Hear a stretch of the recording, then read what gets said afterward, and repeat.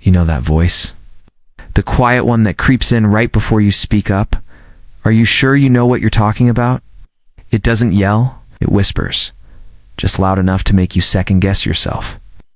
Or when someone compliments your work and your instinct isn't to say thank you, but to deflect, downplay. Oh, it's not a big deal. It wasn't that great. Like praise is something you have to earn 10 times over before you're allowed to hold it. We call that humility. But let's be honest, that's not humility. That's fear. It's conditioning. It's the belief deep in your bones that who you are as you are is somehow lacking, and that every skill, every achievement, every glow is just you scrambling to make up for something fundamentally wrong with you. But what if that whole belief was never true? What if not enough was just a lie?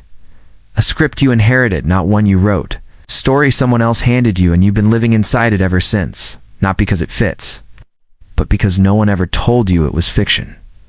Think about it. When you were a baby, did you worry if you were crying too loud? When you laughed as a toddler, did you pause to ask if your joy made others uncomfortable? Of course not. You existed, unedited, unapologetically you.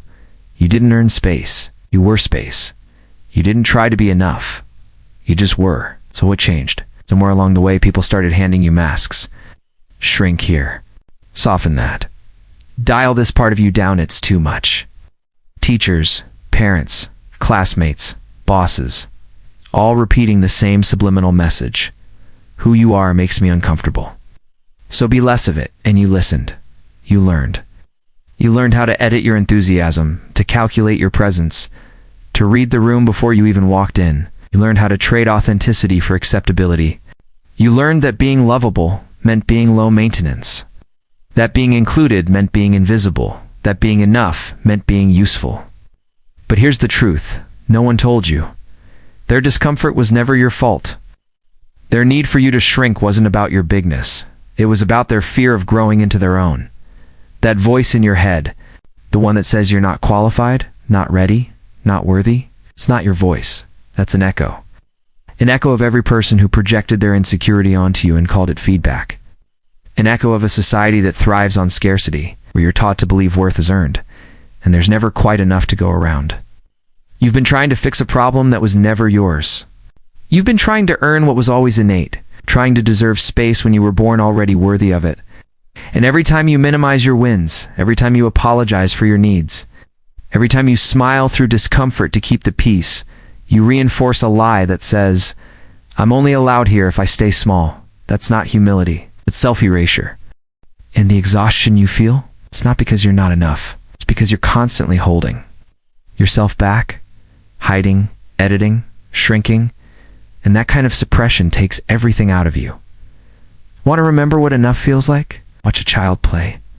Watch them run with full-body joy. Laugh loud, cry hard, fall down and get back up. No apology, no hesitation. They don't ask for permission to be. They just are. That's not innocence, that's wholeness. That's what we all started with before. The world taught us to doubt it. So no, you don't need to build self-worth from scratch. It's not missing, it's buried. You need to unlearn the fear. You need to excavate the real you from under layers of other people's baggage. The question isn't, how do I finally become enough? The real question is, who taught me I wasn't tanned? Why did I believe them? Because you weren't born ashamed of your needs. You weren't born second-guessing your ideas. You weren't born apologizing for your joy. That was taught. And anything taught can be unlearned. You don't need to earn your space. You are space. The myth of not enough is just that, a myth. And you're allowed right now to stop living like it's true.